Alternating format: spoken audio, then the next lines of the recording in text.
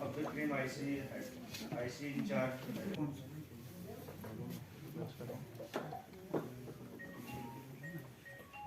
मैं श्री विजय चोपड़ा जी से रिक्वेस्ट करूंगा कि वो to see that a large number of people have come at last from all the parts of the district Poonch, and I am also thankful to district administration Poonch who gave us the time and place for conducting this outreach program and awareness program.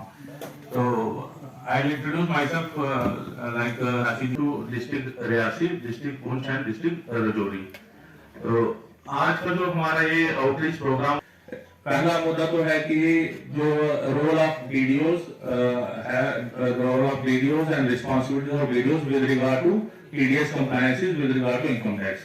और second है एक बड़ा जिसके लिए हम में government employees के cases में देखा जाए फ्रॉडुलेंट रिफंड्स का मोडस ऑपरेंडी क्या है कि जो कि उनके पास उनका कोई प्रूफ नहीं है, लेकिन वो deductions while filing their ITR they are in the refunds in their accounts.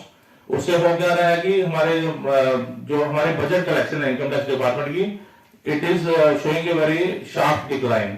तो उसके लिए हमने काफी जो डाटा एनालाइज किया, income tax return, how to file income tax return, उसके ऊपर थोड़ा एक बेसिक मुद्दा बताऊंगा आपको।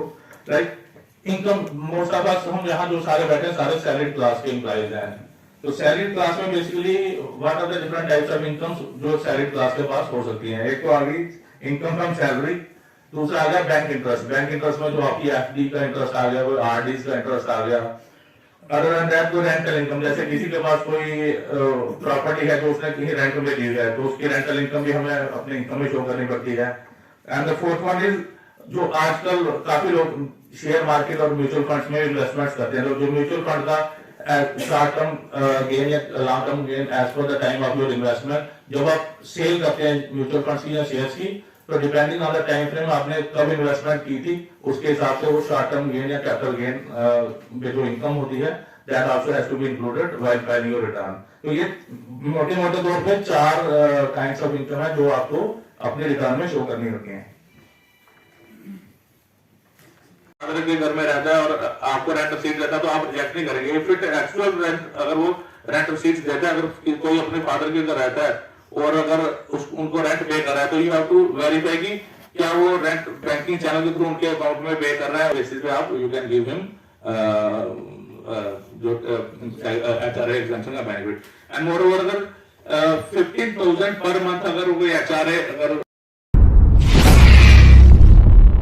इनकम टैक्स डिपार्टमेंट की तरफ से पुंछ में एक मेगा अवेयरनेस कैंप ऑर्गेनाइज किया गया है, जिसमें डिस्ट्रिक्ट एडमिनिस्ट्रेशन के साथ साथ डिस्ट्रिक्ट ट्रेजरीज भी इन्वॉल्व है और उन्होंने ये प्रोग्राम ऑर्गेनाइज़ किया। इसका मेन मकसद ये था कि जो डीडीओज़ हैं उनको अवेयर किया जाए कि टैक्स डिडक्शन कैसे किया जाए और टैक्स डिडक्शन के क्या क्या बेनिफिट्स हैं हमारी इंडियन इकानमी को बूस्ट करने में, और साथ साथ में जो टैक्स डिडक्शन ना करने की वजह से या उनके रिटर्न फाइल ना करने की वजह से या गलत रिफ़ंड लेने की वजह से कंसिक्वेंसेस क्या होते हैं, उसके बारे में जो है पूरा डीडीओज़ को बताया जाए, ताकि एम्प्लॉइज़ जो हैं प्रॉपरली इनकम टैक्स भरें और वो अपना रिफ़ंड जो टाइमली करें। उससे जो हमारी देश की इकानमी मजबूत होती है और जो है एम्प्लॉइज़ को जो परेशानीज़ आती हैं वो ना आए। इसके लिए मज़ीद इनकम टैक्स अफसर आपसे बताएंगे। शुक्रिया। मैं Vijay Chaudhary, income tax officer Katra. सबसे पहले मैं आपको बताता चलूँ कि कटरा की jurisdiction district Reasi, district Rajouri और डिस्ट्रिक्ट पुंछ है। तो हम principal commissioner of income tax JNK Shri MP Singh ji की डायरेक्शंस के तहत हर डिस्ट्रिक्ट में एक आउटरीच प्रोग्राम, एक अवेयरनेस प्रोग्राम चला रहे हैं।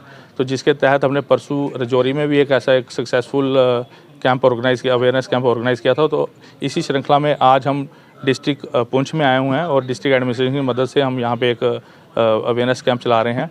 इसमें हमारे बेसिकली 2 मेन मुद्दे थे। एक तो हम DDOs को अवेयर करना चाहते थे कि उनकी TDS को लेके उनकी क्या रोल्स एंड रिस्पॉन्सिबिलिटीज़ हैं, कैसे टाइमली अपने क्वार्टरली TDS रिटर्न्स फाइल करनी चाहिए, उसका क्या तरीका होता है, वो सब इनको हमने गाइड किया।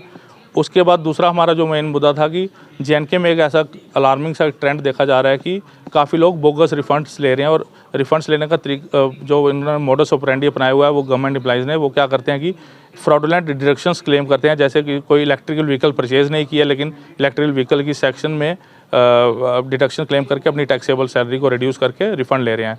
तो हमने DDOs को और जो एम्प्लॉइज़ यहाँ पे आज काफ़ी तादाद में मौजूद हैं उनको ये भी बताया कि डिपार्टमेंट ने इस चीज़ को एक बड़ा कड़ा संज्ञान लिया है, और कुछ लगभग 2 FIR क्राइम ब्रांच के साथ हमारी दायर भी की गई हैं, जिसमें 2 CAs और लगभग 400 गवर्नमेंट एम्प्लॉइज़ पे एक्शन लिया गया क्राइम ब्रांच की तरफ से।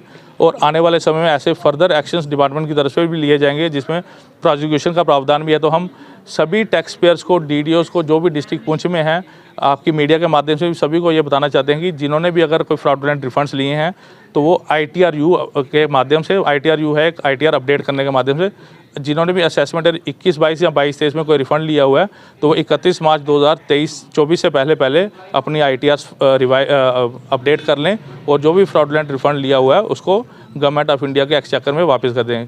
क्योंकि आप जानते हैं कि अगर ऑनेस्टली टैक्स पे करेंगे लोग तभी देश की उन्नति होगी, देश की तरक्की होगी। तो मैं सभी से गुजारिश करता हूं कि सभी लोग अपना ऑनेस्टली टैक्स पे करें और देश की उन्नति और प्रगति में योगदान दें। शुक्रिया।